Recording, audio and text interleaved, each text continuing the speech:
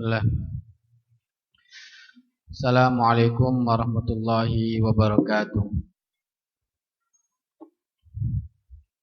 Innal hamdalillah nahmaduhu wa nasta'inuhu wa nastaghfiruh wa na'udzu billahi min syururi anfusina wa sayyiati a'malina. Man yahdihillahu fala mudhillalah wa may yudlil fala hadiyalah. Asyhadu an la ilaha illallah wahdahu la syarikalah wa anna Muhammadan abduhu wa rasuluhu la nabiyya ba'd. Kaum muslimin, kaum muslimat yang dicintai oleh Allah Subhanahu wa taala, kita kembali bertemu dalam majelis ilmu membahas hukum-hukum Islam berkaitan dengan muamalah, yang mana pembahasan hukum Islam muamalah ini kita ambil dari buku Harta Haram Muamalat Kontemporer. Kita sampai pada pembahasan tentang gharar dalam akad ijarah atau ketidakjelasan di dalam kontrak sewa, menyewa atau upah. Di dalam buku Harta Haram langsung membahas kasus yang ada di zaman kita sekarang ini, kontemporer. Di antaranya tentang hukum gaji pokok kemudian plus bonus, dan juga kasus upah dari ketika berhasil menjual barang, dan kasus pengupahan persentase dari barang yang terjual.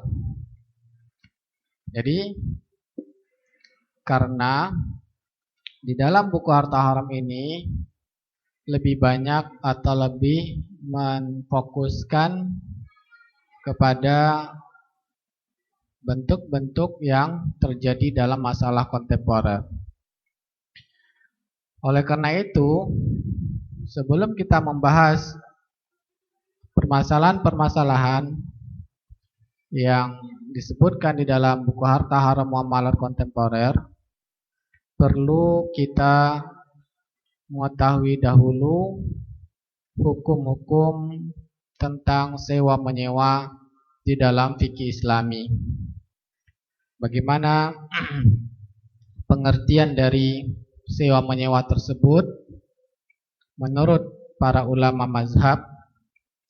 Kemudian kita akan melihat juga bagaimana syarat sah dalam akad sewa menyewa supaya dia menjadi akad yang halal, tidak melanggar ketentuan hukum syariat yang menyebabkan upahnya menjadi upah yang haram. Dan nanti di akhir materi baru kita akan ambil contoh kasus yang ada di zaman kita sekarang ini. Untuk pembahasan pertama, kita akan melihat pengertian dari akad sewa menyewa, atau di dalam fikih Islami dinamakan dengan al-ijarah, akad ijarah. Para ulama berbeda pendapat dalam menjelaskan definisi akad sewa menyewa atau akad ijarah ini. Ada pengertiannya dari mazhab, masing-masing mazhab fikih memiliki definisi tersendiri dalam masalah sewa menyewa ini. Kita lihat salah satu intinya setiap mazhab itu para ulamanya mereka memiliki lafaz-lafaz kata-kata yang hampir serupa. Maknanya sama, cuman penggunaan katanya berbeda.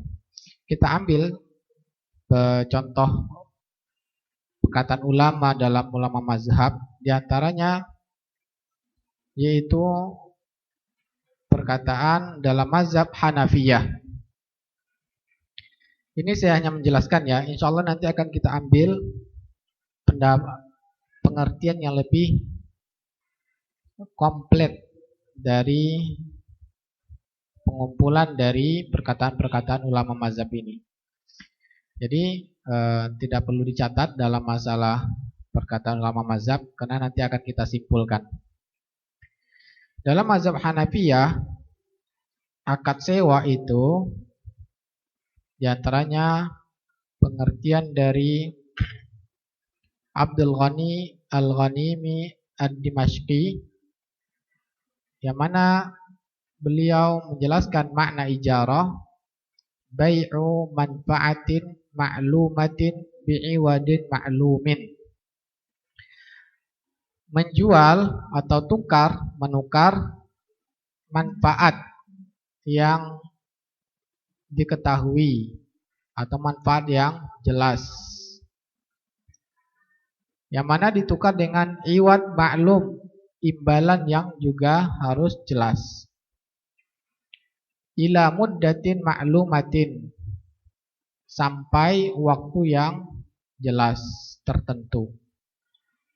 Nah, ini dalam ulama mazhab Hanafiyah menjelaskan, yaitu menukar suatu manfaat atau jasa,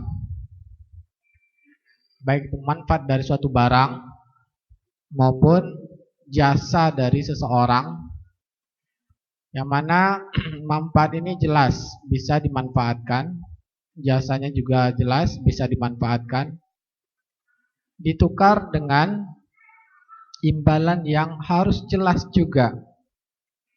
Imbalan itu bisa berbentuk barang, bisa berbentuk uang, atau bisa juga berbentuk manfaat jasa yang lain lagi. Ya. Intinya bahwa di sini adanya pertukaran. Kemudian waktunya juga harus jelas. Nah, ini contoh pengertian ijarah dalam mazhab Hanafiyah. Kita lihat dalam mazhab Malikiyah.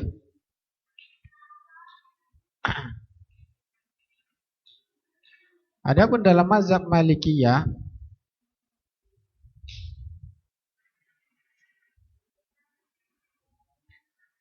bahwa membedakan antara ada dua, ada akad ijarah, ada akad qira. Ya. Dalam mazhab Malikiyah ada beberapa istilah. Yang pertama ijarah dan yang kedua adalah qira. Adapun ijarah yaitu kontrak atau kesepakatan mana pertukarannya jasa seseorang, ya. Nah, ini dinamakan dengan akad ijarah.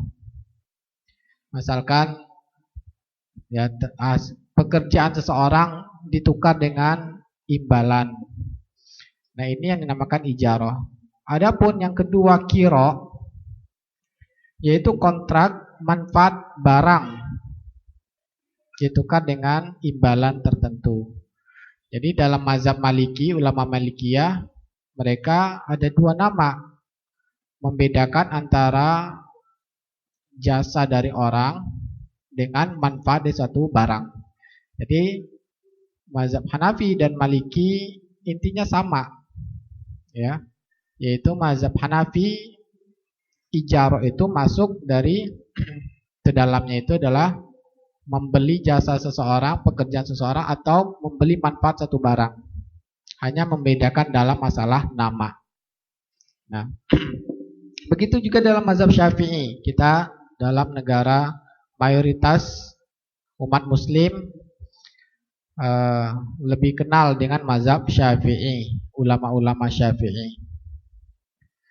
Adapun dalam mazhab Syafi'i, yaitu perkataan ulama Syafi'iyah Syekh Zakaria Al-Ansari menjelaskan makna dari ijarah tersebut, aqdun ala manfaatin, kontrak, ya, suatu kesepakatan atas suatu manfaat yang jelas, manfaatnya itu diketahui. Maksudatun, yang bisa diinginkan. Qabilatul lil bazli, bisa dimanfaatkan. Wal ibahah, dan manfaat itu hukumnya di dalam Islam boleh, bukan hal yang diharamkan. Bi'iwadin ma'lumin, ditukar dengan imbalan yang jelas. Nah, kalau kita lihat dalam mazhab Syafi'i lebih lengkap lagi, yaitu ada tambahan syaratnya, yaitu harus pada jasa seseorang atau manfaat suatu barang yang halal. Maka ini dalam pengertiannya lebih lengkap dari sebelumnya. Nah, kemudian dalam mazhab Hambali, ya, kita lihat perkataan dari Syarafuddin Musa bin Ahmad Musa Abun Najah Al-Hijawi, yang mana beliau adalah ulama dalam mazhab Hambali, mengatakan pengertian dari akad ijarah adalah kesepakatan dalam manfaat yang dibolehkan, yang diketahui sudah tertentu manfaat tersebut. Tukhadhu syai'an fa syai'an muddatan ma'lumatan min ainin ma'lumatin aw masufin bi dhimmah. Yang mana jasa itu diambil sedikit-sedikit sampai waktu tertentu, atau manfaat dari satu barang. Ya, dari satu barang yang diketahui, atau barangnya baru diadakan. Barangnya sekarang belum ada, baru akan diadakan, tapi sudah dibikin kontraknya dari sekarang. Contoh, ya, saya membutuhkan ruko, ya, ruko untuk melakukan usaha berjualan di ruko tersebut. Dan saya tahu ada seseorang yang memiliki uang dan dia ingin memiliki ruko. Kemudian saya katakan kepada orang tersebut, Pak, bikin ruko speknya ini seperti ini. Nanti kalau sudah jadi akan saya sewa per tahunnya sekian. Rukonya sekarang belum ada, tapi kita sudah melakukan kontrak akan menyewa ruko itu. Bisa dipahami? Itu dibolehkan. Nah, ini lebih lengkap lagi dari pengertian ulama mazhab sebelumnya. Au amalin ma'lumin bi'iwadin ma'lumin, sama, atau pekerjaan dan harus dengan imbalan juga diketahui dengan jelas imbalan tersebut. Nah, jadi kita bisa melihat bahwa para ulama dalam mendefinisikan pengertian dari sewa menyewa atau akad ijarah itu bermacam-macam lafaznya, tetapi maknanya hampir sama. Sehingga kita simpulkan pengertian definisi ijarah yang lebih lengkap, yaitu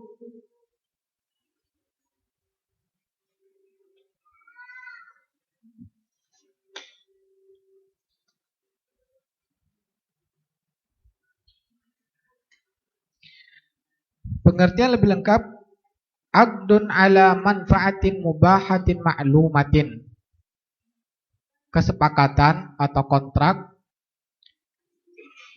atas manfaat yang hukumnya boleh dan manfaat tersebut jelas atau diketahui dengan waktu muddatun ma'lumah, waktu yang jelas, min ainin ma'lumatin, manfaat dari suatu barang, au mausufun fi dhimmah, atau manfaat barang yang akan diadakan. Jadi ada barang itu ada dua, barang yang sudah ada tertentu atau barang yang belum ada tapi baru diketahui speknya. Ya. Jadi manfaat dari satu barang yang sudah ada atau manfaat dari barang yang baru akan diadakan tapi speknya sudah dijelaskan dengan rinci. Au amalin ma'lumin, atau kesepakatan atas pekerjaan, jasa pekerjaan dari seseorang yang mana ditukar dengan bi'iwadin ma'lumin, ditukar dengan imbalan yang juga harus diketahui. Nah, inilah pengertian mengumpulkan makna ijarah dari ulama-ulama mazhab yang ada, mazhab 4, dan inilah yang lebih lengkap. Ya. Jadi dengan melihat pengertian tadi, maka dapat kita simpulkan agar akad sewa menyewa tersebut hukumnya dibolehkan dalam Islam harus terpenuhi syarat-syarat sahnya. Yang mana syarat-syarat sah ini sudah tergambarkan dari pengertian akad sewa menyewa yang telah kita sebutkan tadi.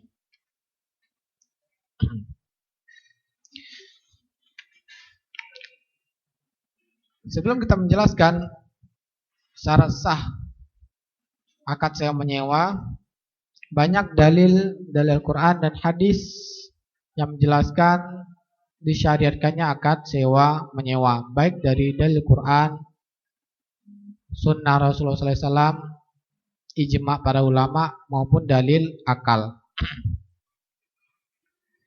Di antaranya yaitu dalam dalil dari Al-Quran dalam surah Al-Qasas ayat 26,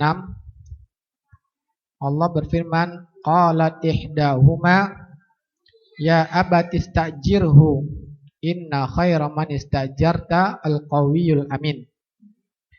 Berkata salah satu dari dua putri Nabi Syuaib,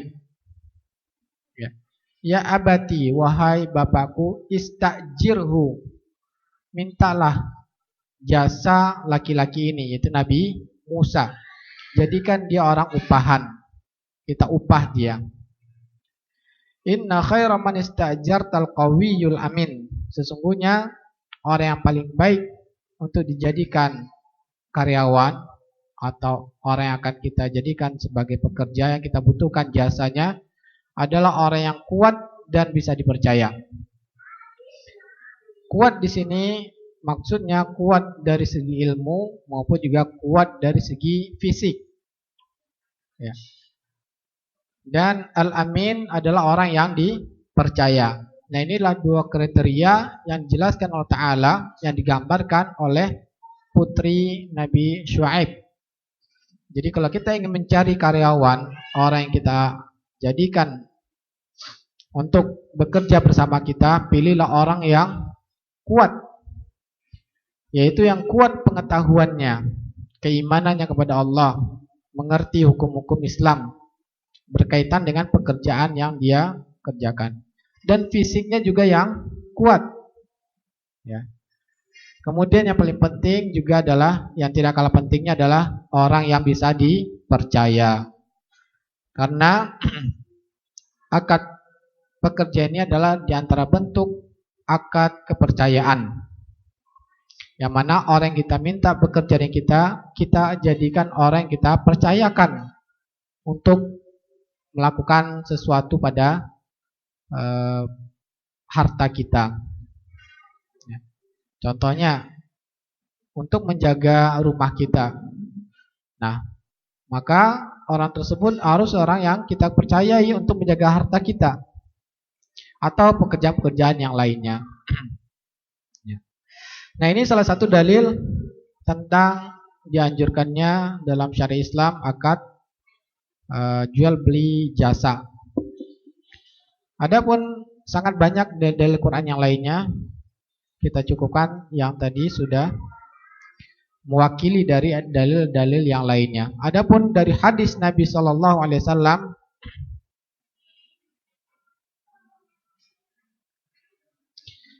akan diwakili dari hadis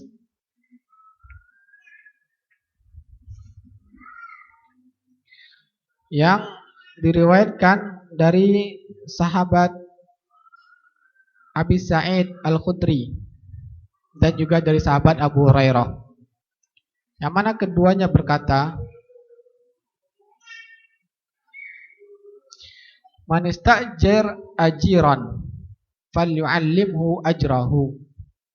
Barang siapa yang mengangkat seseorang menjadi pegawainya, atau yang dia minta jasanya melakukan suatu pekerjaan, falyu'allimhu ajrahu, maka Nabi menyebutkan wajib dia menyebutkan upahnya. Jadi hadis ini diantara dalil bahwa di dalam Islam adanya akad membeli jasa seseorang atau jasa dari suatu barang, manfaat dari suatu barang. Maka di sini juga menjelaskan salah satu kaidah, ya, di antara banyaknya kaidah dalam akad menyewa, yaitu harus wajib hukumnya dan sepakat para ulama upahnya disebutkan dengan jelas. Ya, ini yang dinamakan dengan akad sewa menyewa jasa. Dengan dua dalil yang kita sebutkan tadi sudah mewakili dalil yang lain. Ya. Sekarang kita masuk kaidah-kaidah yang penting dalam akad sewa menyewa. Dari pengertian yang kita jelaskan dari perkataan para ulama, maka syarat sah akad sewa menyewa tersebut ada yang berkaitan dengan syarat ijab kabul maksudnya. Yang pertama,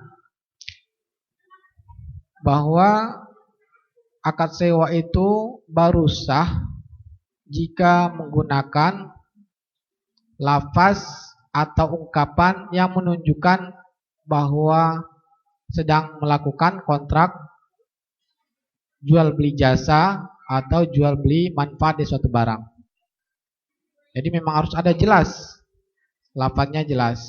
Contohnya, saya minta, ya, biasanya pekerjaannya disebutkan, yaitu pekerjaannya misalkan membuat laporan keuangan, ya. Kemudian kita minta untuk bekerja dengan kita. Jadi lafaznya jelas. Kemudian dibayar dengan sekian. Nah, atau dengan kebiasaan yang berlaku di tengah masyarakat, bahwa itu adalah akadnya upah mengupah jasa atau manfaat dari suatu barang. Ya. Nah, terkadang saya sudah pernah menjelaskan juga di majelis kita, terkadang di masyarakat penggunaan lafaz itu tidak pas dengan hukum Islam. Tetapi ini juga masih bisa berlaku asalkan masyarakat sudah memahaminya kalau itu adalah akad sewa menyewa. Jadi saya jelaskan lagi bahwa sigot atau lafaz dalam akad sewa menyewa itu bisa dijelaskan atau dengan cara yang masyarakat sudah mengerti kalau itu adalah akadnya jual beli jasa. Nah, contohnya di masyarakat kita sering kita dapati tulisan tempat penitipan motor. Ya. Kalau lafaznya tempat penitipan motor, ini berbeda dengan pengertian penitipan dalam hukum Islam. Di dalam hukum Islam, titipan tidak dibayar. Ya, dinamakan dengan akad wadiah. Tetapi di masyarakat kita sudah maklum ketika kita menitipkan motor dan ketika kita akan mengambil motor kita harus, atau di awal sudah ditentukan, yaitu penitipan biasanya berapa? Ada tarifnya, ya. Tarifnya misalkan 1 hari 10.000 atau per jam. Nah, dan ini yang kita katakan tadi, yaitu kebiasaan dari masyarakat bahwa mereka tempat penitipan ini dibayar dengan imbalan tertentu. Maka pada hakikatnya, walaupun ini lafaznya tidak jelas, tapi masyarakat sudah memahaminya dengan baik. Ya, ini tetap dianggap sebagai sah akad jual beli jasanya.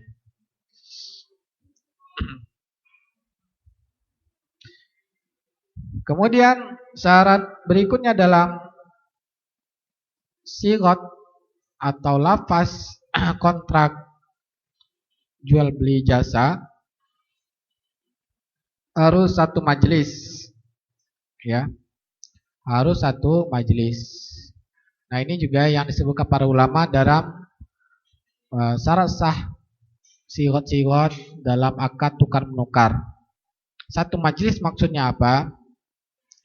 Bahwa tidak adanya pemisahan dari sifat ijab dan qabul. Ya. Misalkan saya sewa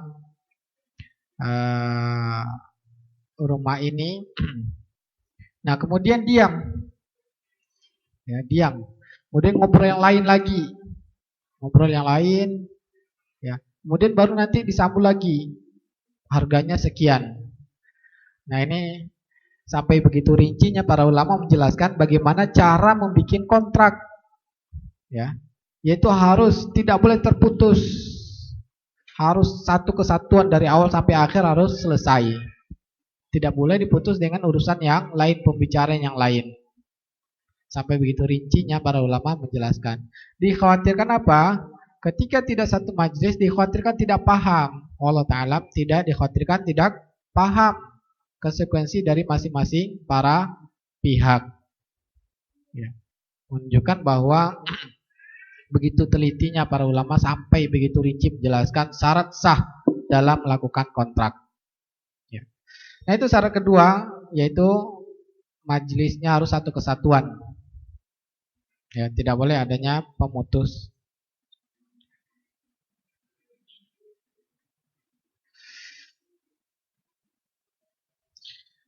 Kemudian kita lihat syarat pelaku transaksi dalam transaksi akad sewa menyewa ini. Siapa yang boleh melakukan akad sewa menyewa dalam hukum Islam? Yaitu yang pertama harus orang yang berakal dan yang sudah mumayyiz. Ini yang sah melakukan akad jual beli jasa. Ya. Maka kalau ada anak yang belum berakal menyewakan mainannya tanpa pengetahuan walinya, maka tidak sah. Tiba-tiba ada anak umur 5 tahun, ya, melakukan kontrak jual menyewakan mobil misalkan dengan orang dewasa, maka tidak sah. Ya. Maka tidak sah. Yang melakukan akad kontrak jual beli jasa harus orang yang sudah berakal, yaitu biasanya dengan umur mumayyiz. Adapun belum mumayyiz, maka tidak boleh adanya akad jasa. Misalkan ada kesepakatan anak 5 tahun kita bayar untuk melakukan sesuatu tanpa pengetahuan orang tuanya, ini tidak dibolehkan. Ya. Dan ada tidak ya anak kecil dikasih upah, misalkan untuk apa ya, melakukan suatu pekerjaan maka ini tidak sah. Ya. Misalkan ya iklan-iklan ya, iklan-iklan menggunakan bayi misalkan umur 3 tahun, 4 tahun tanpa sepengetahuan walinya, ini tidak mungkin ya, pasti ada walinya. Kemudian syarat kedua,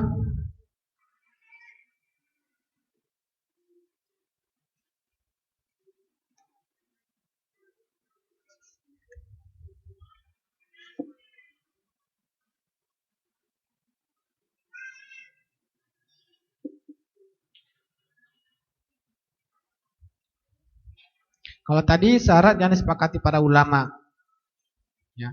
Syarat yang kedua ini terjadi perbedaan para ulama, yaitu syaratnya harus baligh. Dan maka berbeda para ulama apakah harus yang melakukan tersebut orang yang baligh. Maka mazhab Syafi'i, Maliki mengatakan dan Hambali mengatakan anak kecil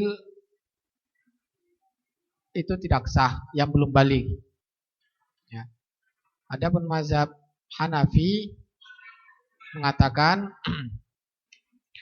bahwa anak kecil boleh kalau izin dengan orang tuanya. Ya, boleh dengan izin walinya.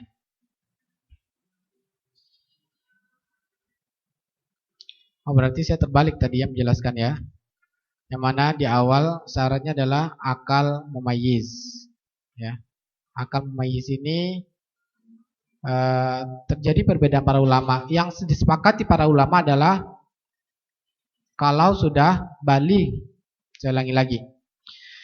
Para ulama sepakat kalau yang melakukan kontrak baligh itu adalah sah. Kalau belum baligh terjadi perbedaan para ulama. Jumhur ulama mengatakan tidak sah, ya. Dan Hanafi mengatakan boleh dengan izin walinya. Itu kesimpulannya. Berikutnya, dan ini yang paling penting, syarat pada manfaat atau jasa itu. Maka syarat pertama pada jasa atau manfaatnya yaitu manfaatnya atau manfaat suatu barang atau jasa dari pekerjaan dari seseorang itu harus jelas, harus dirincikan, ya, maklumah dirincikan. Dan ini sering terjadi di masyarakat kita, ya. Dikhawatirkan bisa berlaku zalim kepada orang lain dalam masalah asisten rumah tangga. Kita menggunakan jasa. Kita tidak menentukan apa pekerjaannya, ya. Sehingga apa yang terjadi? Kadang-kadang yang bukan pekerjaannya kita suruh dia mengerjakannya. Akibatnya apa? Bisa jadi akhirnya kita zalim kepada orang yang kita suruh pekerjaan tersebut. Ya. Sebaiknya diperjelas pekerjaannya apa. Misalkan nyetrika, cuci baju, nyapu rumah. Nah, supaya jelas, ya. Atau bisa juga dengan waktu. Jelasnya itu dengan waktu. Kalau tadi dengan pekerjaan, misalkan masuk dari jam 8 sampai jam 12, ya. Nah, itu juga bisa. Nah, bebas kita ya berkaitan dengan pekerjaan rumah. Nah, terkadang kita bisa berlaku zalim pada orang. Dan dengan tidak menentukan tersebut akhirnya kerjanya serabutan. Semua kita perintahkan dia untuk mengerjakannya. Dan ini khawatir kita melakukan zalim kepada orang lain. Ya, berdosa kita pada orang lain. Nah, ini syarat yang pertama dijelaskan para ulama bahwa harus jelas pekerjaannya atau manfaatnya itu harus jelas.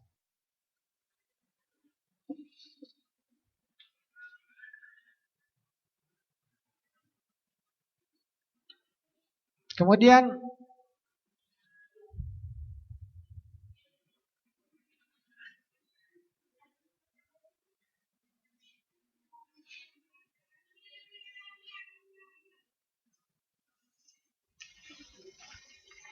berikutnya manfaat itu yang bernilai atau memang ada harganya, ya.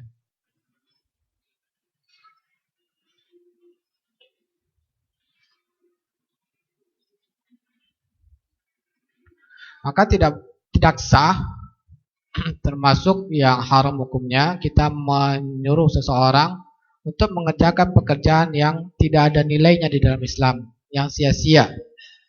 Dan ini termasuk mubazir.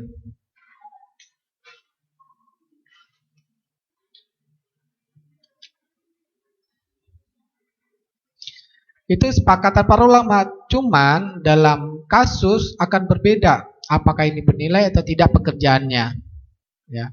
Dalam menjelaskan pekerjaan ini sah nggak digunakan akad sewa menyewa, maka sebagian ulama mengatakan ini tidak sah karena pekerjaannya tidak bermanfaat. Sebagian ulama mengatakan pekerjaan ini bermanfaat. Nah itu, adapun syaratnya itu sepakat para ulama harus jasa sesuatu yang memang dianggap bernilai.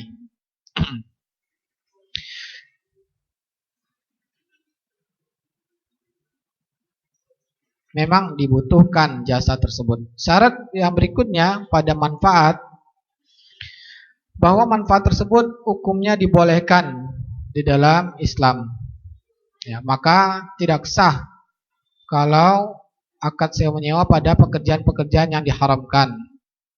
Contohnya membayar seorang untuk bermain musik misalkan, atau mengupah seorang untuk membunuh orang lain, ya, maka ini adalah yang diharamkan. Atau mengupah seorang untuk meramal, ya, meramal nasib kita, maka ini tidak sah. Ini adalah sesuatu yang diharamkan. Atau yang contoh-contoh yang perbuatan yang diharamkan yang lainnya dalam Islam, maka tidak sah akad sewa menyewanya.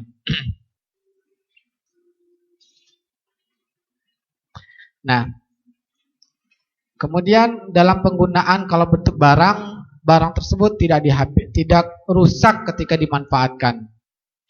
Nah, kalau seandainya barang itu dihabiskan atau ketika kita pakai memang harus dihabiskan, maka namanya bukan akad sewa, tetapi namanya adalah akad hutang piutang, atau dalam Islam namanya akad kordun.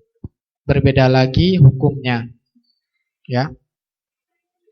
Contohnya yang sewa itu, ya, yang habis kita gunakan, yaitu contohnya kita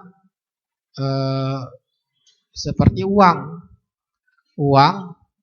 orang lain kita pakai, kita gunakan, berarti itu tidak sah menggunakan akad sewa menyewa, ya, tidak sah menggunakan akad sewa menyewa, tetapi namanya adalah akad utang piutang.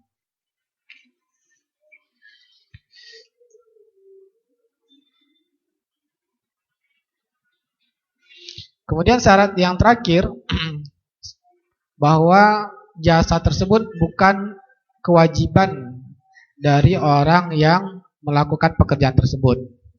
Kalau kewajiban dia, maka tidak sah. Contohnya kewajibannya adalah sholat, kewajibannya adalah puasa, kita upah dia, ya, tolong saya nggak bisa sholat, gantikan sholat saya upah kamu 1 juta sekali sholat, maka tidak sah. Karena sholat itu adalah kewajiban masing-masing, kewajiban dari orang yang mengupah dan kewajiban dari orang yang diupah, maka tidak sah, tidak bisa dimanfaatkan. Dan ini juga salah satu contoh bahwa manfaat itu bisa diserah terimakan atau bisa digunakan manfaatnya, maka tidak sah, ya, kita mengupah seorang yang tidak bisa diambil manfaatnya, seperti menyewa seorang untuk melakukan sholat 5 waktu atau puasa, ya, yang wajib, maka tidak sah. Wallahu ta'ala a'lam. Nah, itulah hukum yang mendasar tentang akad sewa menyewa. Berikutnya kita ambil contoh kasus. Nah, tadi kita sudah menjelaskan, ya, syarat-syarat yang mana para ulama sepakat syarat tersebut. Tetapi ternyata di dalam kasus berbeda pandangan para ulama, ya. Contohnya dalam masalah yaitu pengupahan. Diupah dengan gaji pokok yang tetap dan ada bonusnya. Ya, misalkan kamu bekerja bagian akuntansi misalkan, yang mana gaji per bulannya misalkan 5 juta atau 3 juta. Dan nanti kalau ada lembur, dapatkan bonus, ya. Atau biasanya bonus ini dalam pemasaran, ya, yaitu gaji pokok sebagai pemasaran misalkan 2 juta. Kalau bisa mencapai penjualan melebihi target, maka ada bonusnya sekian. Nah, ini bagaimana hukumnya? Apakah termasuk bonus ini termasuk yang tidak jelas? Dan mana tadi kita sudah mengetahui para ulama mensyaratkan bahwa syaratnya harus jelas, ya, jelas diketahui jasa dan upahnya.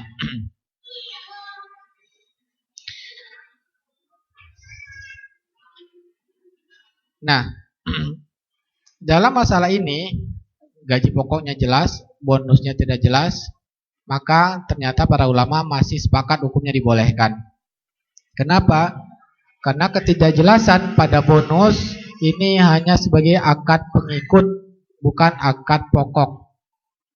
Ya. Jadi yang diharamkan para ulama kalau ketidakjelasannya pada akad pokok. Sedangkan yang tidak jelas adalah pada bonusnya. Itu hanya sebagai pengikut, maka masih dibolehkan. Masalah yang kedua yaitu masalah penetapan upah berdasarkan persentase besarnya penjualan. Contohnya,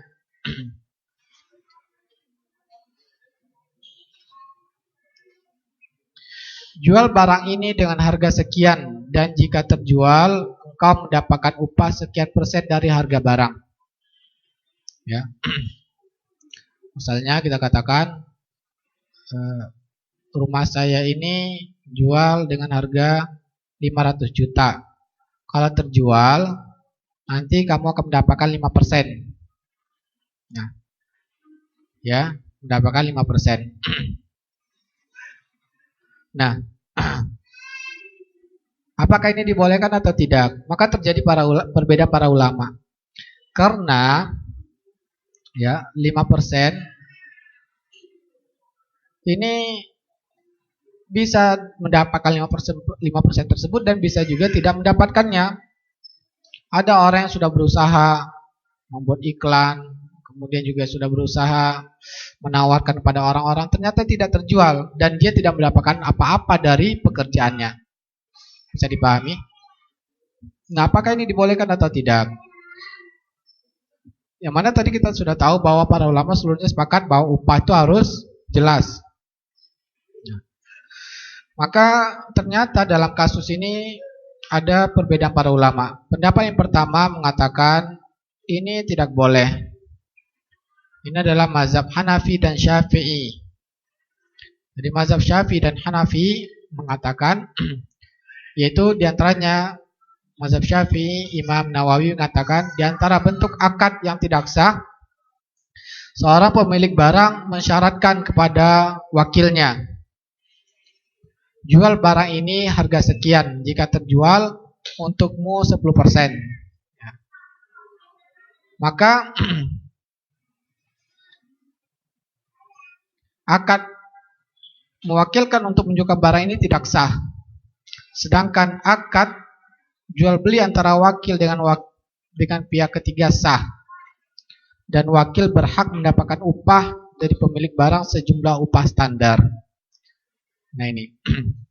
Nah sudah terjadi jual beli antara wakil tadi dengan orang lain. Jual beli antara wakil dengan orang lain tadi tersebut sah menurut Imam Nawawi, kata mazhab Syafi'i. Tetapi orang yang diupahkan untuk mencari pembeli bukan dengan 5%, tapi dengan upah yang standar, pekerjaan berapa sebagai marketer. Ya. Nah, jadi mazhab Syafi'i mengatakan upah persentase dari barang itu tidak sah. Ya, mengatakan tidak sahnya karena itu unsur tidak jelasnya, untuk ketidakjelasan. Pendapat kedua mengatakan, yaitu mazhab Hambali, contoh kasus ini hukumnya dibolehkan. Ya. Kenapa dibolehkan? Ya, maka Allah Ta'ala penulis buku Harta Haram Muamal Kontemporer menguatkan pendapat ini dengan alasan kenapa pendapat ini lebih kuat, yaitu mazhab Hambali, yaitu dengan mengatakan bahwa contoh kasus ini bukanlah akad ijarah, tetapi dinamakan dengan ju'alah, yaitu sayembara. Sayembara maka dibolehkan gharar. Dalilnya apa? Akad ju'alah, yaitu dalam firman Allah Ta'ala, waliman ja'a bihi himlu ba'ir. Bagi orang yang bisa mendatangkan takaran atau piala berbentuk emas. Jadi Nabi Yusuf, Allah menceritakan ya tentang kehidupan Nabi Yusuf.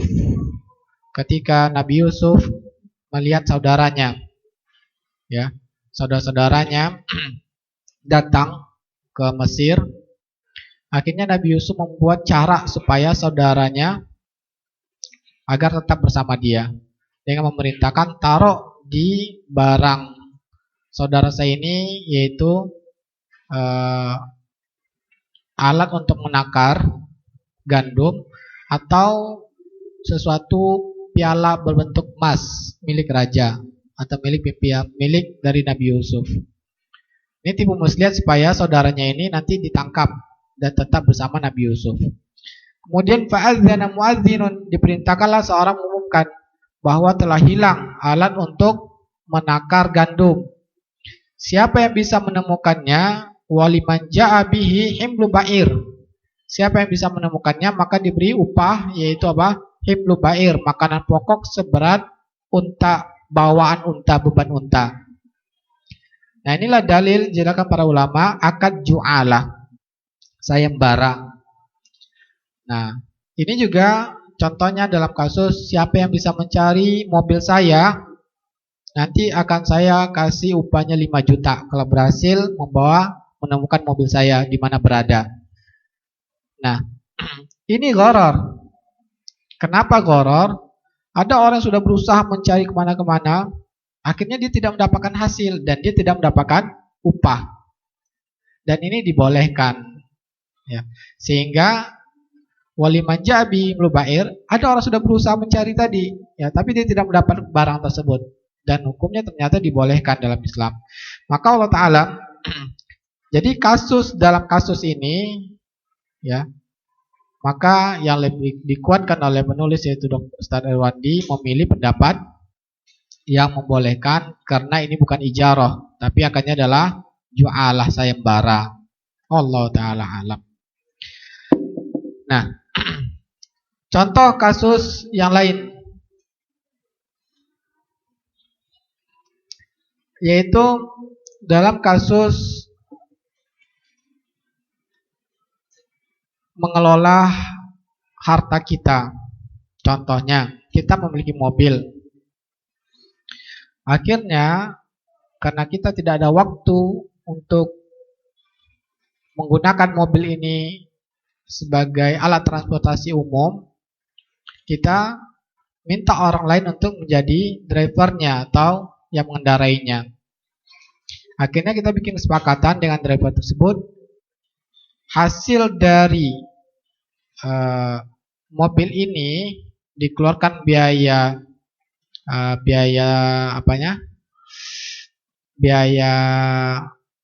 operasional, itu kita akan bagi misalkan 70 untuk sopir, 30 untuk pemilik mobil misalkan, atau 50-50.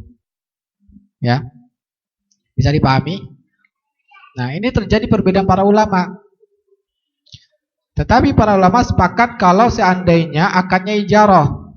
Contoh, Ini mobil saya sewakan satu hari 350.000 dari jam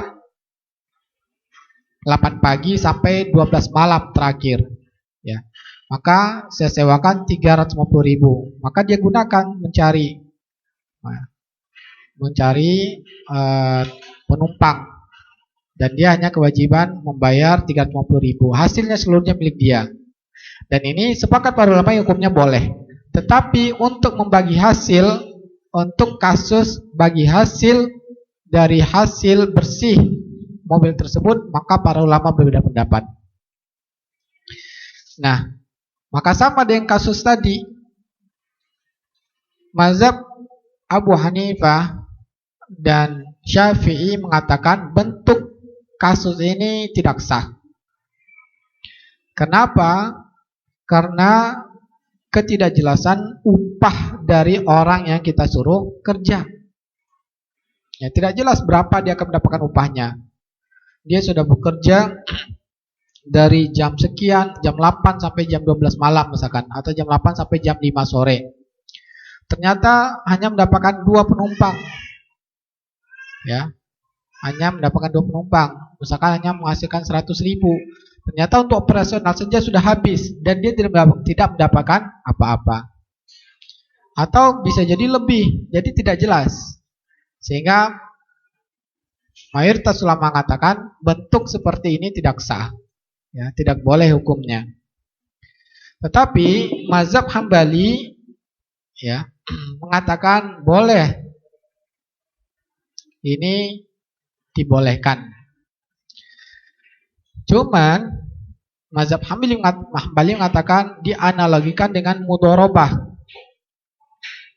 Mudharabah itu ya, yang mana hasilnya nanti akan dibagi sesuai dengan kesepakatan. Wallahu ta'ala, dalil mazhab Hambali mengatakan ini mudharabah kurang pas. Dikarenakan akad mudharabah itu ulama mazhab sendiri mengatakan, Hambali, Syafi'i dan lain-lain mengatakan modalnya harus berbentuk uang. Ya. Harus berbentuk uang dalam akad mudharabah. Contohnya kita menyerahkan uang kita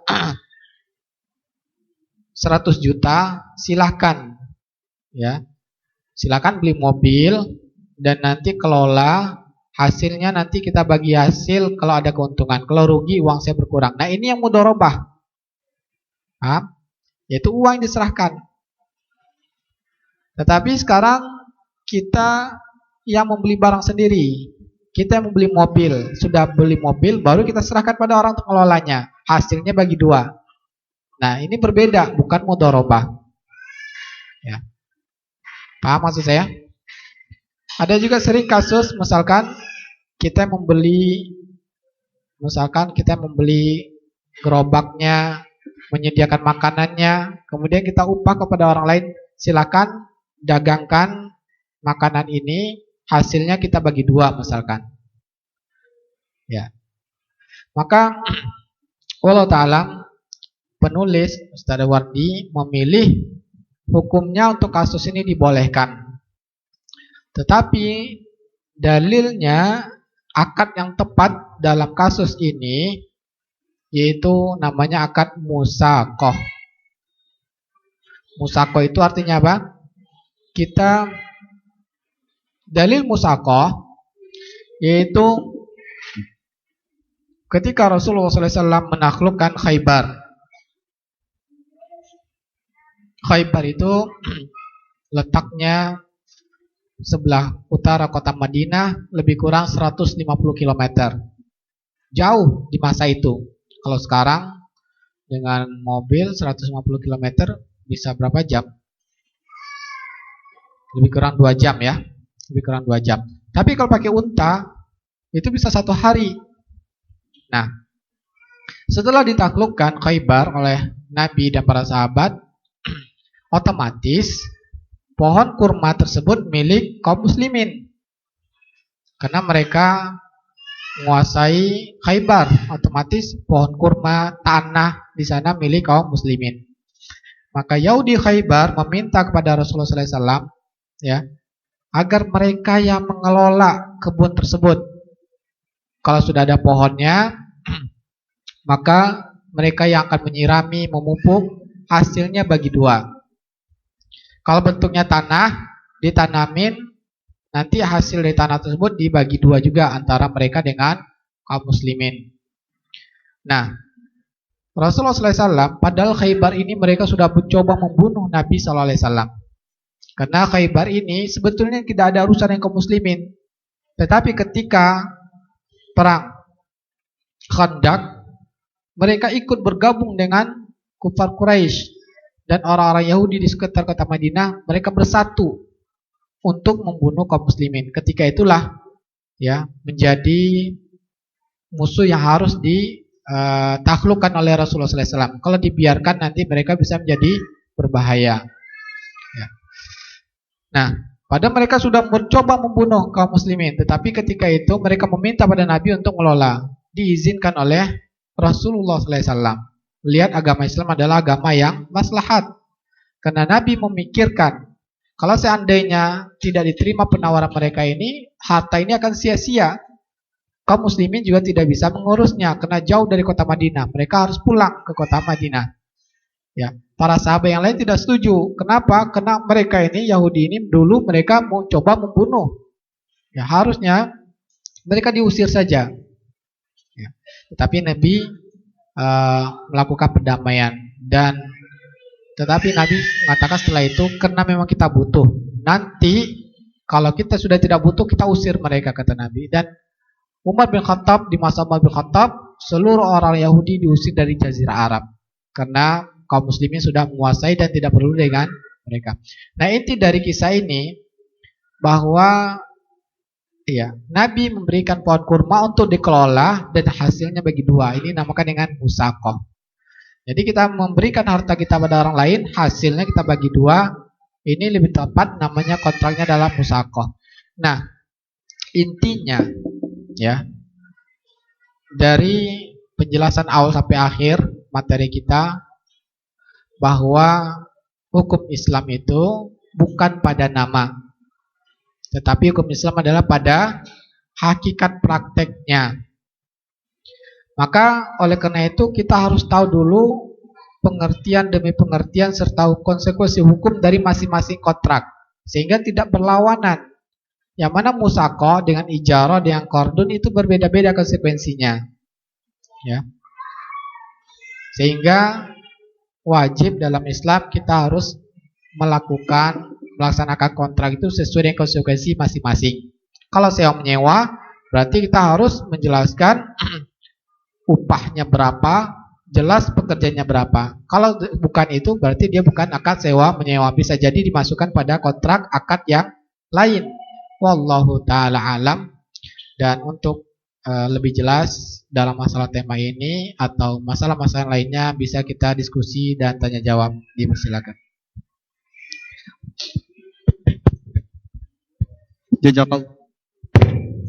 Jazakallah khairan pada Ustaz Irfandoni yang telah memberikan materinya. Semoga kita bisa mendapatkan faedah yang beliau sampaikan. Kita lanjutkan dengan sesi tanya jawab. Silakan untuk yang ingin bertanya, dipersilakan satu orang satu pertanyaan untuk memberikan kesempatan pada saudara-saudara kita yang ingin bertanya. Silakan untuk bertanya langsung. Masya Allah, ini yang bertanya pada dia. Gantian Pak ya, nanti Iwan sama Ahwat. Dia kaset sama buku. Ya. Ini kaset apa buku dulu yang pertama ini? Ya. Dua semuanya Ustaz. Jadi buku 2 namanya. Jadi buku 2 sama kaset 3 jadi katanya. Oh, Masya Allah, silakan. Yang bertanya dapat buku 2 dan mendapatkan kaset. Silakan. Assalamualaikum warahmatullahi wabarakatuh. Waalaikumsalam warahmatullahi wabarakatuh. Ini adalah sebuah kasus Ustaz. A melakukan mudharabah dengan si B. Dan si B seorang pengusaha dan diajarkan usahanya, tetapi ketika usahanya dia melihat kurang berkembang, kurang bagus. Awalnya itu bagus, setahun 2 tahun karena ada pandemi akhirnya kurang bagus. Akhirnya si B mengarahkan modal yang diberikan oleh si A itu kepada si C, yang si C itu saat itu usahanya lagi bagus. Akhirnya terjadilah bagi hasil yang berurutan begitu, Ustaz. Itu boleh nggak seperti itu? Pertanyaannya, bolehkah seperti itu? Iya. Saya belum paham maksudnya, Pak, pertanyaannya. Langsung jelaskan saja. Awalnya si A dengan si B Usahanya apa? Usahanya itu apa namanya? Jual beli barang tertentu. Nah, itu setiap dari keuntungan bersih itu dibagi dengan 70-30. 70 oleh si B, si pengelola, 30 oleh si pemodal. Nah, ketika kurang bagus pergerakan usahanya, akhirnya si B punya teman, yang teman itu juga insya Allah terpercaya. Kemudian si B dari uang yang dipegang itu, yang uang dari si A itu, kemudian dia melakukan mudharabah juga kepada si C. Nah, dari si C itu dengan pembagiannya sama, jadi si C mendapatkan keuntungan bersih, kemudian 30% itu buat si B. Nah, setelah diterima si B, kemudian dari si B itu karena dia merasa hanya sebatas melewati saja atau hanya sebatas dia dipercaya, akhirnya keuntungan yang dia terima itu dibagi lagi kepada si A, si pemodal pertama, dengan keuntungan yang lebih besar kepada si A. Dibagi lagi 70-30. 50-50. 50-50. Dari 30% itu. Ya. Nah, yang seperti itu boleh apa enggak, Pak Ustadz? Ya. Dan ketika dialihkan modal tersebut ke si C, si A ini diminta persetujuan atau tidak? Diminta persetujuan. Si A setuju. Ya. Kalau sudah setuju boleh. Kalau sudah setuju boleh. Ya. Wallahu taala alam. Ya. Ya. Silakan untuk hadiahnya. Silakan hadiahnya, Pak. Untuk akhwat dipersilakan yang ingin bertanya. Silakan yang bertanya, akhwat. Ya.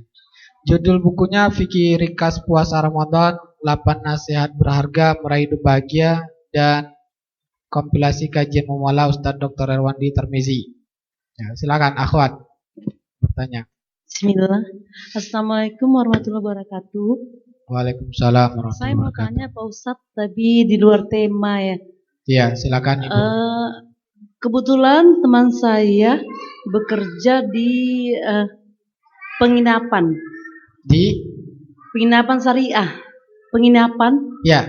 Nah, terus dia ketemu emas. Ketemu emas. Ya. Nah, kebetulan yang baru check out dari kamar itu kita hubungin. Kata dia sih, iya betul ketinggalan saya, kata kehilangan gitu. Ya. Tapi kita tunggu udah 3 bulan dia kata datang Pak Ustadz. Ya. Jadi itu emasnya milik yang punya Wisma apa yang nemu Pak Ustadz? Terima kasih. Ya. Nah, pertanyaannya, apakah emas itu sudah dilaporkan kepada pemiliknya? Dan pemiliknya mengatakan iya, itu milik dia. Dan akhirnya ditunggu pengambilan emas tersebut oleh pemiliknya. Sudah 3 bulan, ternyata belum juga diambil-ambil. Apakah otomatis emas itu menjadi milik pemilik Wisma tersebut, tempat orang yang menyewakan penginapan tersebut? Ya. Nah, di dalam Islam ada dinamakan dengan ahkamul luqathah, yaitu hukum barang temuan. Ya. Maka Rasulullah SAW sudah menjelaskan bahwa dalam hukum luqathah yaitu harus diumumkan selama 1 tahun kalau belum diketahui pemiliknya.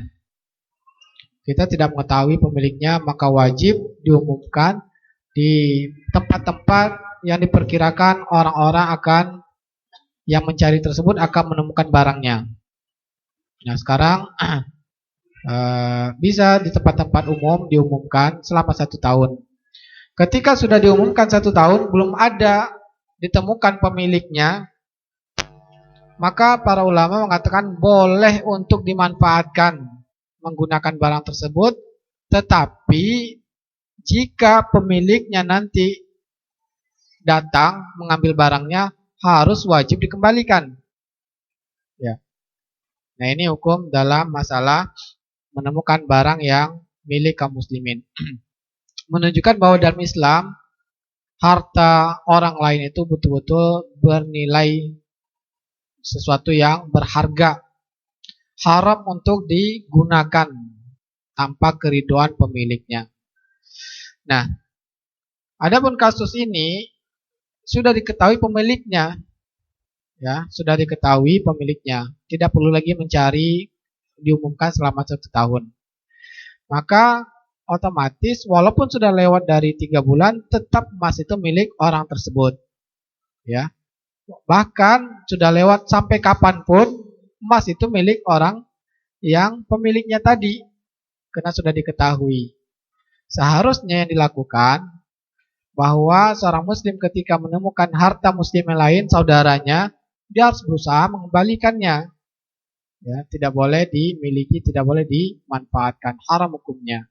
Kecuali ada keridhaan dari pemiliknya. Kalau dia meridhokan, silahkan ambil saja. Mas, saya sudah banyak di rumah misalkan. Maka ketika itu menjadi halal. Kalau tidak, sampai kapanpun harta itu milik dari pemiliknya. Ya, tidak boleh diambil. Wallahu taala a'lam. Ya, ibu mendapatkan hadiah ini. Ada. Ditaruh di mana hadiahnya? Silakan untuk Ikhwan. Ya, hadiahnya buku hukum jual beli, fikih ringkas puasa Ramadan, dan CD. Assalamualaikum warahmatullahi wabarakatuh. Waalaikumsalam warahmatullahi wabarakatuh. Izin bertanya Ustadz, bagaimana pandangan Islam tentang saham atau jual beli surat berharga suatu perusahaan? Mohon penjelasannya Ustadz. Assalamualaikum warahmatullahi wabarakatuh. Waalaikumsalam warahmatullahi wabarakatuh. Bagaimana pandangan tentang jual beli saham atau surat-surat berharga? Silakan hadiahnya. Jazakallahu khair. Ya, jual beli saham pada hukum asalnya dijelaskan para ulama hukumnya dibolehkan. Afwan. Jika tidak terdapat hal-hal yang berkaitan dengan yang diharamkan dalam syariat Islam, maka kembali pada hukum asal jual beli adalah boleh. Maka yang perlu kita ketahui dalam jual beli surat berharga dan saham, yaitu mencari tahu ada tidak hal-hal yang diharamkan dalam jual beli saham tersebut atau surat berharga. Kalau ternyata ada hal-hal yang diharamkan, maka ketika itu haram kita membelinya. Nah, saya sedikit menggambarkan hal-hal yang harus kita perhatikan ketika membeli saham. Di antara kaidah yang disebutkan para ulama, bahwa usaha atau perusahaan yang akan kita beli sahamnya tidak ada jasa yang diharamkan. Artinya usaha perusahaan tersebut adalah usaha yang dibolehkan. Maka haram hukumnya kalau kita beli saham adalah perusahaan yang mengelola, membuat miras misalkan, atau membuat rokok, atau perusahaan yang membuat alat musik. Maka kita haram membeli sahamnya. Ya. Atau membeli saham perbankan yang melakukan akad-akad ribawi. Haram kita beli saham bank tersebut. Ya, kenapa? Karena melakukan usaha yang diharamkan. Yang kedua, yang perlu kita perhatikan hanya sedikit yang saya ketahui, wallahu ta'ala. Di antara yang perlu diperhatikan bahwa perusahaan tersebut tidak memiliki pinjaman ribawinya. Nah, ini yang paling sulit. Ya. Kalau kita membeli perusahaan yang ada pinjam ribawinya, bahkan ya, di dalam ADRT-nya menyebutkan akan meminjam dana dengan cara ribawi, ya, maka kita berarti sebagai pemiliknya akan melakukan hal yang diharamkan. Dan dalam masalah ini ada 3 pendapat para ulama.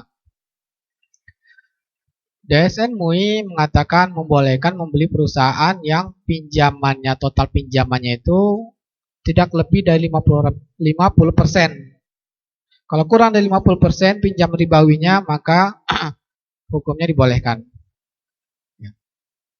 IOV, lembaga yang buat SOP lembaga keuangan internasional, membatasi,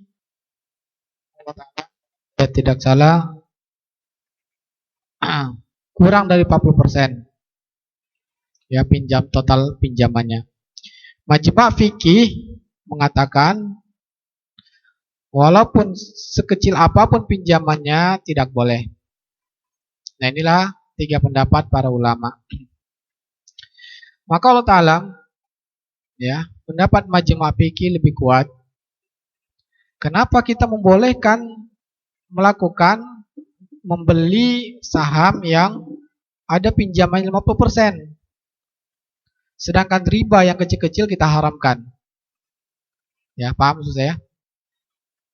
Kenapa dalam pinjaman misalkan kartu kredit itu bunganya berapa persen cuman?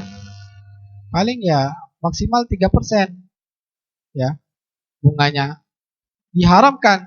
Masa 40% itu dihalalkan? Wallahu ta'ala. Jelas? Nah, begitu juga dalam surat-surat berharga yang lainnya, maka perlu kita ketahui. Contohnya surat berharga seperti obligasi, nah ini jelas riba, maka haram kita membelinya. Wallahu ta'ala. Ya. Ada lebih yang didiskusikan? Cukup? Ya. Wallahu ta'ala. Untuk selanjutnya Ahwat dulu Pak. Ya. Untuk Ahwat hadiahnya bisa diambil di meja basement. Silakan untuk yang ingin bertanya. Nah, silakan Ahwat yang bertanya mendapatkan hukum musik dan gambar.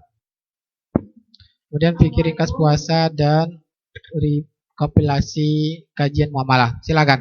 Assalamualaikum warahmatullahi wabarakatuh. Waalaikumsalam warahmatullahi wabarakatuh. Kalau misalkan menerima upah dari badal haji itu boleh nggak? Terus pertanyaannya yang kedua, balik lagi ke bahasan yang sebelumnya, Ustaz. Kalau misalkan ada produk lokal, halal, legal, terus tapi dia nggak masuk retail, dijualnya secara MLM kayak gitu, apakah boleh? Itu produknya produk muslim, jadi dia sengaja bikin itu untuk melawan produk yang selama ini mungkin produk non muslim sampai masuk ke kamar mandinya rumah kaum muslim gitu. Nah, terus dia sengaja bikin produk itu dari mulai kayak kebutuhan sehari-hari sampai ke obat-obatan juga gitu. Cuman masalahnya dia cuma gak masuk retail doang, dipasarinnya melalui keagenan gitu. Itu gimana, boleh nggak? Boleh nggak gitu? Baik. Pertama, bolehkah mengupah seseorang untuk melakukan badal haji? Ya. Maka tadi kita sudah ketahui di antara syarat sah manfaat atau jasa dalam akad sewa menyewa jasa, bahwa jasa tersebut bisa dimanfaatkan oleh orang yang membayar. Dalam badal haji, apakah dibolehkan? Tadi kita hanya mencontohkan pada sholat dan puasa. Maka para ulama mengatakan tidak sah pada sholat 5 waktu dan puasa yang wajib. Dan di antara yang wajib adalah masalah haji. Apakah boleh seseorang kita upah untuk melakukan badal haji? Maka tentunya terjadi perbedaan para ulama. Ya. Wallahu ta'ala, ulama yang membolehkan bahwa orang yang dibadal haji ini memang tidak ada lagi kemungkinan untuk bisa berangkat haji. Dan ibadah haji memang ada anjuran Nabi Sallallahu Alaihi Wasallam untuk dilakukan pembadalan penggantiannya.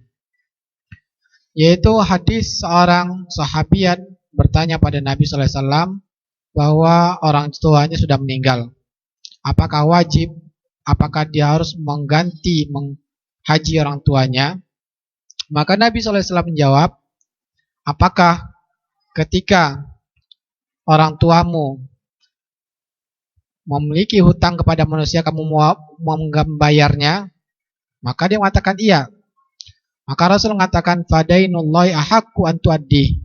Hutang kepada Allah lebih wajib kamu untuk lebih berhak untuk kamu tunaikan.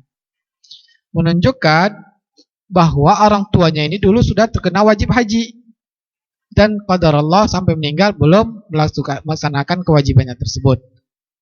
Nah, dari hadis ini jelas Nabi Shallallahu Alaihi Wasallam membolehkan diganti oleh anaknya. Ya, maka sebagian ulama mengatakan bahwa yang membolehkan menggantinya hanya anaknya, tidak boleh pada orang lain. Ya. Allah Ta'ala pendapat yang dipilih yaitu boleh dengan orang lain dengan syarat tadi. Orang yang diganti memang orang yang sudah wajib kepadanya ibadah haji. Dulu dia mampu dan belum melakukannya dan akhirnya meninggal belum melaksanakan ibadah haji. Menjadi hutang kepada Allah yang harus ditunaikan. Yang kedua, sahnya orang yang melakukan itu bukan orang yang wajib dalam ibadah haji. Maksudnya yang sah untuk mengganti orang yang sudah pernah ibadah haji, sehingga ibadah itu hanya sunnah bagi dia. Kalau dia sebelum mengerjakan ibadah haji, berarti dia hanya sahnya untuk kewajiban dia, tidak sah dia untuk kepada kewajiban orang lain. Sehingga syarat yang disebutkan para ulama hanya orang yang sudah sah, ya. Dan itu bisa manfaatnya diterima oleh orang yang dibadalkan. Maka alam inilah pendapat yang dipilih. Boleh, tapi dengan syarat-syarat yang kita jelaskan tadi. Yang kedua, yaitu tentang ya. Maka komentar saya dengan pertanyaan kedua, bahwa ada muslim yang berusaha jangan sampai kebutuhan muslim itu dikuasai oleh orang-orang non-muslim. Nah, sehingga berusaha untuk membuat barang-barang yang selama ini dikuasai oleh non-muslim. Cuman caranya tadi menggunakan apa tadi? MLM. Pertanyaannya tidak jelas. Pertama jelaskan menggunakan MLM. Di akhir mengatakan dengan keagenan. Yang mana? MLM apa keagenan? Coba. Kemitraan gitu Ustaz. Maksudnya kayak kita daftar, misalnya bayar 30.000, nanti dapat member card. Nah, jadi dapat diskon gitu kalau belanja. Kalau belanja dapat diskon. Ya, karena udah punya member card. Diskonnya tergantung jumlah pembelian atau gimana? Setiap produk itu potongannya mulai dari harga 2.000 sampai 5.000 kayak gitu, nggak terlalu banyak sih. Terus kalau misalkan mau ngejalanin bisnisnya pun lama banget gitu Ustaz, karena kan harga produknya juga Mahal. terjangkau. Itu lebih murah dari yang biasa ada di retail gitu. Terus itu aja sih maksudnya yang ditanyakan hukum bentuk transaksinya atau hukum jelaskan dulu bagaimana bentuk kerjasama skema bisnisnya, jelaskan dulu. Saya tadi nangkapnya udah kemana-mana, udah ke orang non muslim, kemudian ini jelaskan saja skema bisnisnya seperti apa Ibu, jelaskan. saya kan waktu itu bayar 30.000 Pertama untuk menjadi member bayar 30.000. Apa yang didapatkan? Kita mendapatkan apa? Kartu member.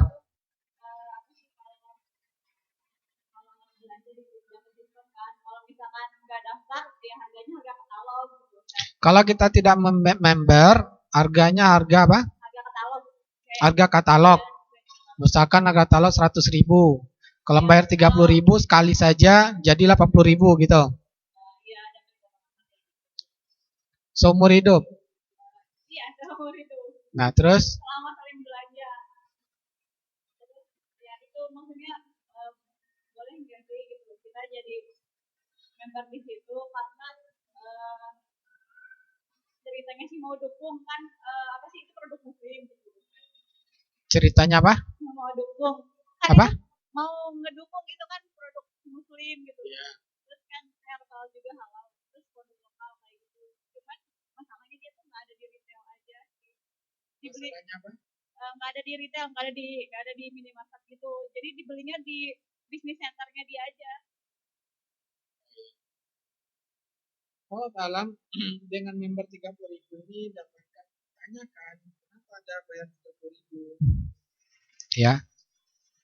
Maka memang biaya yang real contohnya. Kalau bukan biaya real, ada keuntungan di sana bagi si yang menerbitkan member, mewajibkan member, walaupun sedikit, maka dia khawatirkan dia bisa menjadi hal yang diharamkan.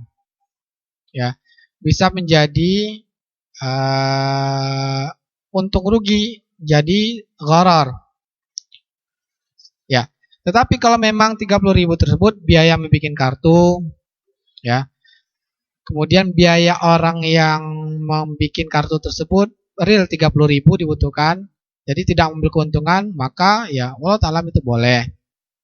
Tapi kalau dari 30.000 tersebut si penjual tadi ada keuntungannya, maka uang yang tadi itu dianggap seperti yang sudah pernah kita jelaskan kartu diskon, ya, atau member diskon.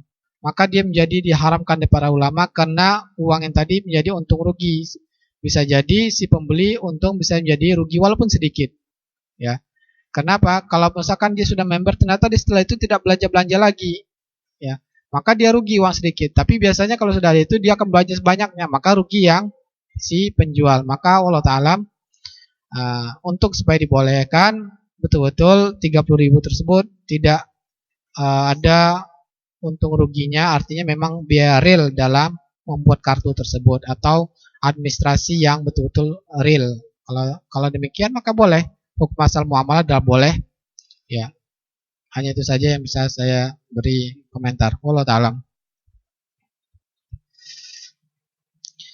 Ya, bukunya Pengaruh Buruk Maksiat Terhadap Pribadi dan Masyarakat. Silakan, yang mana? Oh.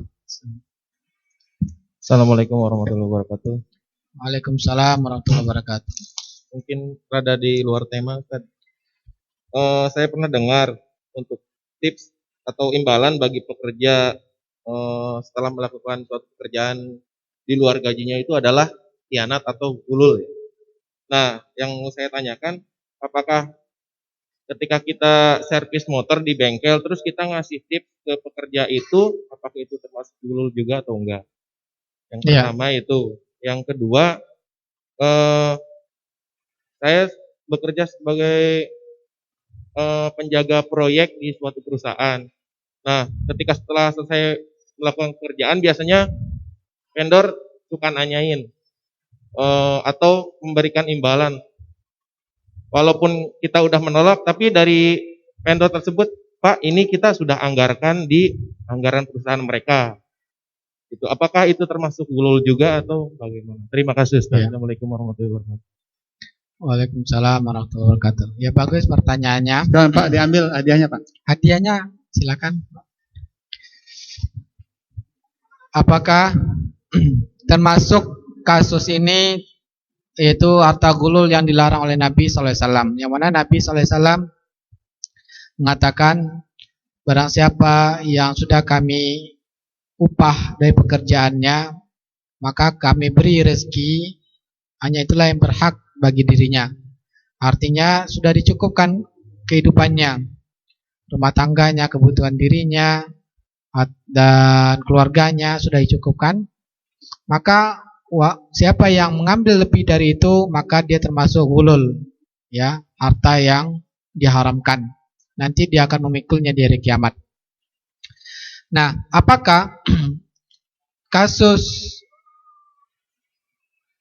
pegawai bengkel yang setelah mengerjakan menservis motor kita kasih tip, ini termasuk yang dilarang Nabi dalam hadis tersebut? Maka Allah Ta'ala, iya, ya, maka tidak boleh kita lagi memberi kalau orang tersebut sudah digaji oleh orang yang memberikan dia pekerjaan. Itu kemasalnya. Jadi kemasalnya bahwa itu adalah harta yang dilarang oleh Nabi Sallallahu Alaihi Wasallam, bentuk transaksi yang diharamkan oleh Nabi Sallallahu Alaihi Wasallam, karena dia sudah mendapatkan gaji, ya, sehingga tidak boleh lagi dia mengambil lebih dari itu dari pekerjaannya. Dan begitu juga dengan Ibnu Lutbiyah yang dilarang oleh Nabi Sallallahu Alaihi Wasallam menerima hadiah, ya, yang mana Ibnu Lutbiyah diminta oleh Nabi Sallallahu Alaihi Wasallam untuk mengumpulkan zakat, dan ketika dia mengerjakan pekerjaannya tersebut sudah digaji sebagai amil, yaitu gaji yang layak sebagai orang yang melakukan pekerjaan tersebut. Ternyata dia dikasih hadiah, maka Nabi pun marah. Kenapa ada orang yang kami minta untuk mengerjakan sesuatu, kemudian katakan ini hadiah, ini hasil pekerjaanku. Nabi menjelaskan, kalau dia di rumah, mungkin gak dikasih hadiah kalau di rumah orang tuanya, menunjukkan hadiah tersebut karena dari pekerjaannya, sedangkan pekerjaannya tersebut sudah digaji, maka dia menjadi harta yang haram. Ini karena Nabi melarang, maka Allah Ta'ala, ya, pada dasarnya hukumnya haram, kita melakukannya karena ada nas yang jelas menjelaskan tentang itu. Maka supaya dia boleh, kita minta izin atau kita memperkirakan memang pegawainya tersebut diizinkan untuk menerima tips, ya. Misalkan kita beri di depan pemilik bengkel, ternyata pemilik bengkel diam saja, berarti kita sudah memberikannya atas persetujuan dari pemberi bengkel. Bisa dipahami? Ya. Wallahu ta'ala. Jadi sebaiknya, kalau supaya kita khawatir melakukan yang haram diharamkan Nabi, maka berikan di depan ya memiliki bengkel. Dan kenapa masyarakat memberikan itu? Kenapa kira-kira? Hah? Jawab Pak, maaf Pak, maju lagi Pak. Biasanya kenapa kita sampai memberikan tips kepada orang yang sudah melakukan pekerjaan? Itu kan pekerjaan dia sudah digaji, kenapa kita kasih tip? Mungkin karena ngelihat ya gaji pekerja si bengkel itu enggak seberapa lah ibaratnya. Ya. Atau misalkan hanya bayarannya per hari cuma 50.000. Ya. Itu sih.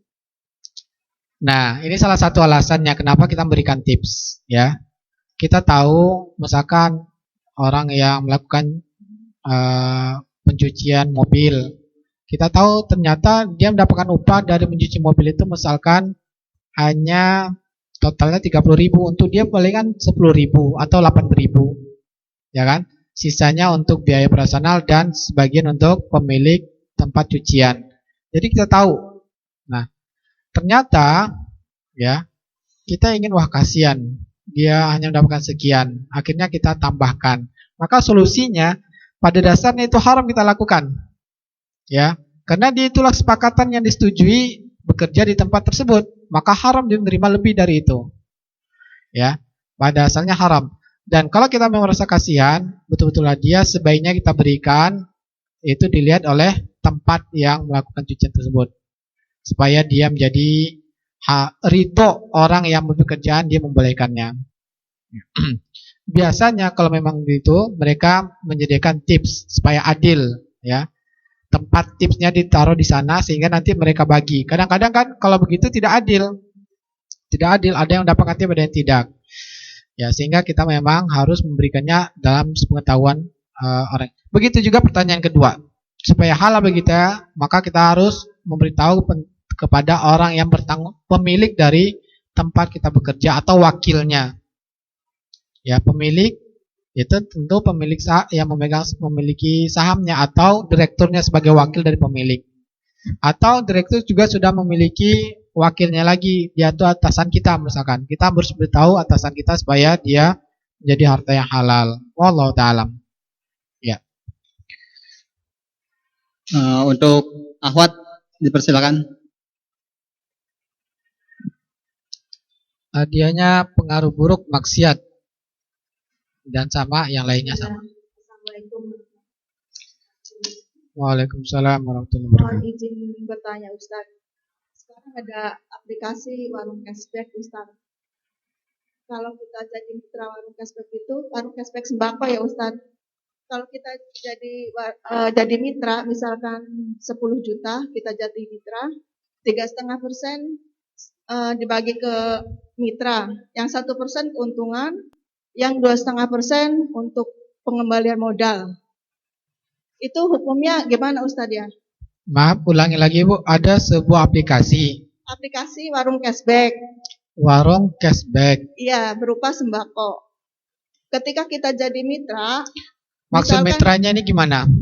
bergabung dengan warung cashback, Berarti kita berjualan di aplikasi tersebut. iya. Misalkan dari masuk jadi mitra 10 juta, jadi yang 1%, Bentar.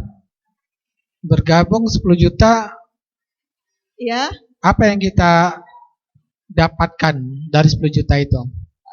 yang kita dapatkan pertama cashback 1 juta berupa propolis. Hah? Kalau Apa? berupa propolis, ketika kita masuk, Propolis? ya, kalau Oh. enggak barang-barang sembako kayak beras, minyak. Terus pengembalian modalnya 2,5% itu dikembalikan per hari dan 1% keuntungan diberikan per hari juga berupa voucher belanja yang 1%. Gimana itu hukumnya Pak Ustadz? Syukran jazakallahu khairan. Keuntungan dari apa Ibu? Dari kemitraannya itu Ustadz. Uang kita digunakan untuk apa? Saya belum paham, belum menangkap. Saya belum memahami pertanyaannya. Iya. Kemitraannya, misalkan kemitraan kita bergabung dengan warung cashback di aplikasi tersebut 10 juta. Terus pengembalian modal itu setiap hari 2,5% dikasihin ke kita, yang 1% voucher belanja. Yang 1%? Voucher belanja sembako.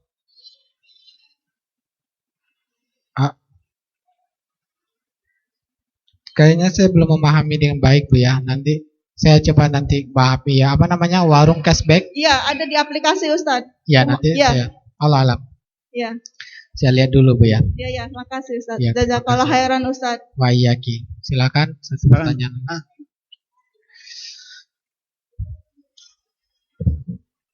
Assalamualaikum warahmatullahi wabarakatuh. Waalaikumsalam warahmatullahi wabarakatuh. Ustaz, izin bertanya, bagaimana hukumnya seorang bos memberi bonus atau reward kepada karyawannya bila mana dia puasa sunnah, misalkan Senin Kamis, lalu dikasih bonus sama bosnya. Keraskan lagi suaranya, maaf, tidak jelas. Bagaimana hukumnya seorang bos memberi bonus kepada karyawannya bila mana karyawannya puasa sunnah, misalkan Senin atau Kamis, kemudian dikasih bonus gitu. Sudah. Bagaimana? Jadi orang yang atau istilahnya bos memberikan bonus karyawan yang puasa, dikasih bonus gitu. Motivasi. Ya. Gimana hukumnya gitu? Dengan tujuan untuk memotivasi gitu. Motivasi beramal. Iya, buat motivasi beramal. Iya.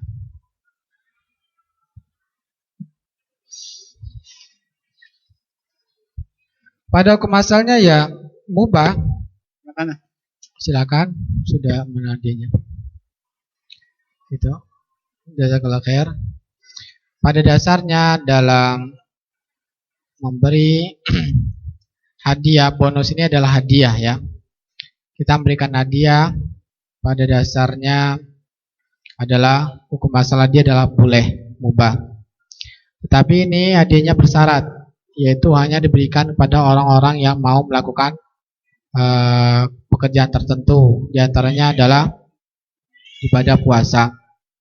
Maka wallahu ta'ala ini diantara yang dibolehkan karena anjuran Nabi untuk kita berlomba-lomba dalam kebaikan, ya. Anjuran Nabi untuk mendorong seseorang untuk melakukan kebaikan pada hukum asalnya dibolehkan. Ya, Allah Ta'ala. Terakhir ya. Ya, mungkin terakhir Ustaz. Ya. Ustaz ada Silakan terakhir. Dok Iwan apa Ustaz? Hah? Iwan apa Ahmad Ustaz? Ikhwan Yasin. Ustaz.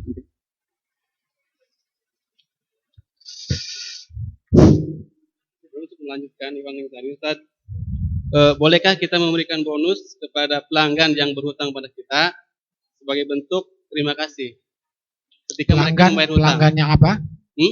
Pelanggan yang apa? Pelanggan yang berhutang pada kita, Ya. ketika mereka bayar, kita kasih bonus. Mereka apa? Ketika mereka bayar kepada kita kasih bonus. Boleh. Ya. Biasanya yang orang yang dihutangkan memberi bonus, beri hadiah. Kalau ini kebalikannya, orang yang kenapa dikasih bonus? Terima kasih atas apa? Kayaknya pertanyaannya salah ini kayaknya. Masa ya dia yang menolong, kemudian dia ngasih ucapan terima kasih. Ya, misalkan saya pinjamkan uang ini 100 juta.